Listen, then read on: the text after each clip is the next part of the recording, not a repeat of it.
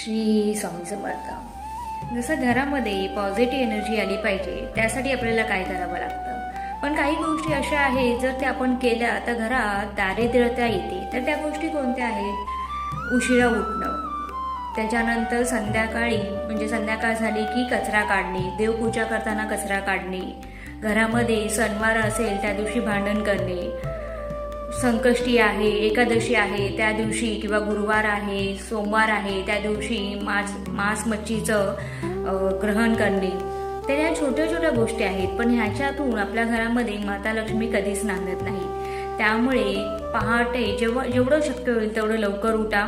तिनिसांच्या वेळेस झाडू मारू नका, घरात भांडण करू नका, आणि ज्या दिवशी मांसाहार करायचा नाहीये त्या दिवशी तो नक्कीच करू नका.